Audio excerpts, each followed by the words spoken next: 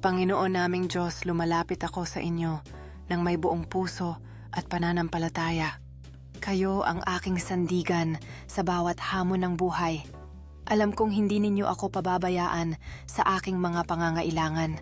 Bigyan ninyo ako ng lakas upang harapin ang anumang pagsubok talino, upang makagawa ng tamang desisyon at tibay ng loob upang patuloy na manalig sa inyong biyaya. Tulungan ninyo ako sa aking pinagdadaanan. Sa hirap at ginhawa sa masamang ipagdasal ang aming mga pangarap at pag-asa.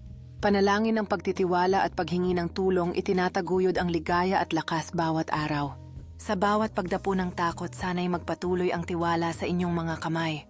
Sa mga panahon ng pagdududa, muling lumalapit sa inyo upang humingi ng liwanag at gabay. Naniniwala ako na sa inyong tamang panahon, matatanggap ko ang kasagutan sa aking panalangin. Salamat sa inyong walang hanggang pagmamahal at paggabay. Amen. Ang liwanag ng bagong umaga ay nagbibigay ng pag-asa na darating ang kasagutan sa mga panalangin.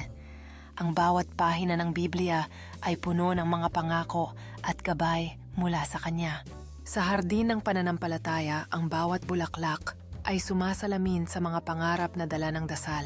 Ang pagkakaroon ng tiwala sa Kanya ay nagdadala ng kapayapaan sa puso.